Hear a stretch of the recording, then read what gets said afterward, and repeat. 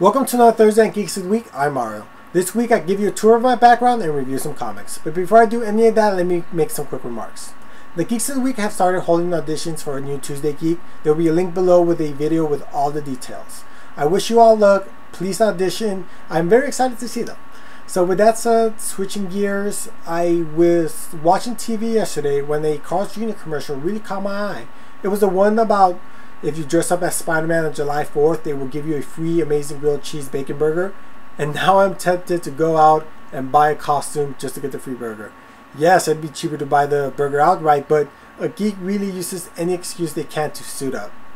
And yes, I've also done the math of how many Carl's Jr.'s I'd have to hit up before I broke even on the costume. But like I said, a geek really uses any excuse they can to suit up. And it's a very clever promotion, while I'm on the subject. By the way, Spider-Man movie comes out next week. That kind of snuck up on me. It looks very cool. I'm very excited to see it. I have my doubts, but it should still be like a good movie. I'll let you guys know. I'm going to watch it next week and I'll probably talk about it too. So now switching gears again a little bit. Welcome back Nikki. She had a great Wizarding World video. You guys should all check that out. It was awesome. I look forward to seeing any other videos she might have. She is now rolling like a wizard. And yes, that is a new term that I'm hoping that catches on. She is so wizard. And now Steph, she showed us hers. Now I have to show you mine. Insert dirty joke here. With that said, on to the tour. And if you're bored of this, if you get bored on the tour, just blame her because it was her idea. So this is my basic setup in the back. I'm going to start with my super top shelf, and I'm going to start with the Iron Man reactor. I got that a while back and I wore it during unofficial Avengers week. I love it. I got some Green Lantern rings, so if Steph decides to go after Kuliovitz, I got his back. I recently got these Avengers bobbleheads. They bobble. Avengers Assemble. I got a Beetlejuice figure because I'm a big Beetlejuice fan. Next to him, there's my Lakers calendar. In the back, there's Lionel because he's a badass. And in back of him, there's the Stay Puft Marshmallow Man. It's a painting and I love it because I'm a big Ghostbusters fan. In the middle, it's a Kingdom Come Superman because I am a big Superman fan. Next to him is Batman from the Justice series. And next to him is Scott Pilgrim.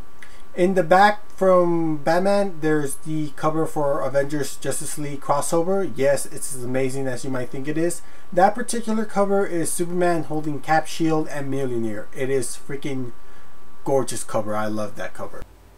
So below my top shelf, I have Blu-rays next to some comics and just some quick shout outs on the Blu-rays. I got Breaking Bad, I got Rango, Captain America, Scott Pilgrim, I got Back to the Future, Crow, Despicable Me. I love that movie.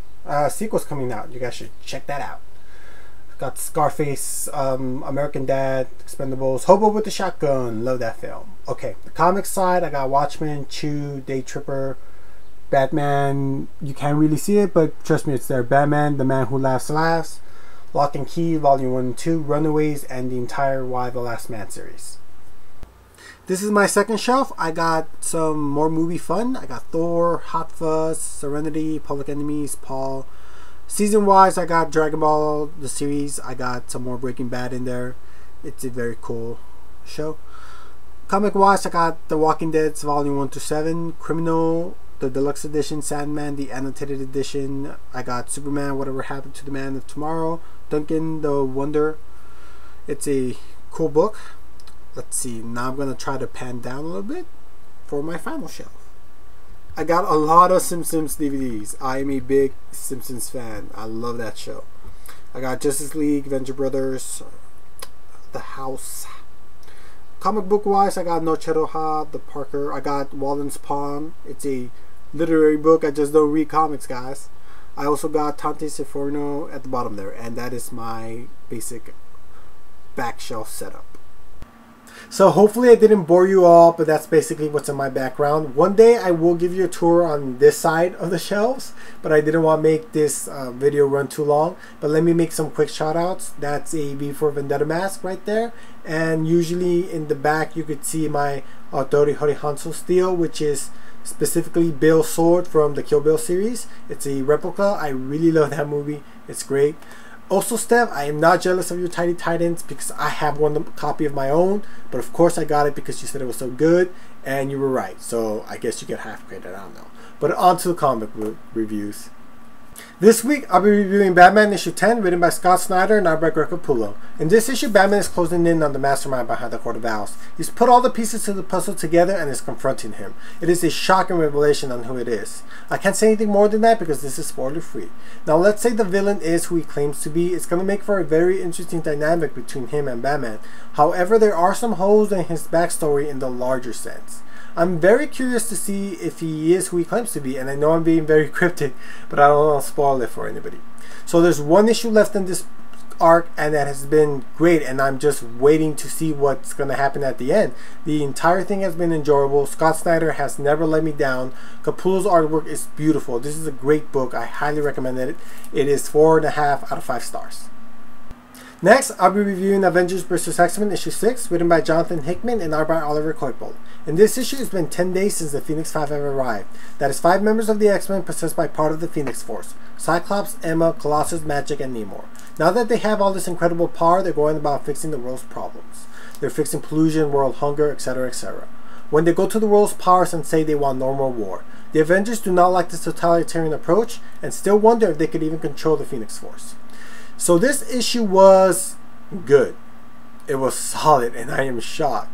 However, I do feel that the Phoenix 5's outfits are ugly. Maybe that's just me, but I cannot deny the dramatic improvement in writing in both plot and dialogue. The artwork has also improved dramatically. Coipel has stepped in for Romita, and he's doing an incredible job. He hit it out the park in this first issue. Romita's artwork in the first half of this arc just felt very sloppy. Maybe he was being rushed. Hopefully it doesn't happen the same for Coipel. If, and I know it's a big if, this event continues going the way it's going right now, starting with this issue, it could end up being a pretty good event by Marvel and not a total waste, and that would be a pleasant surprise. So with that said, I rate this book a surprising 4 out of 5 stars, and hopefully better times are ahead. Next, it's Scarlet Spider issue 6, written by Chris Yost and art by Ryan Stegman.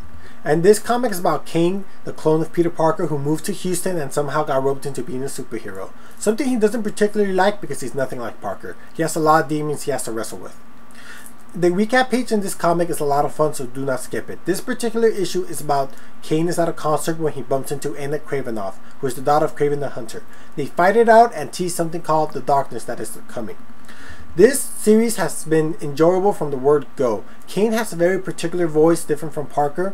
The writing has been solid. There's these self-contained issues, but that move along a larger plot, and I really miss that in comics. It is absolutely reasonably priced at $2.99. It is easily the second best Spider-related book out there, the first being Ultimate Spider-Man.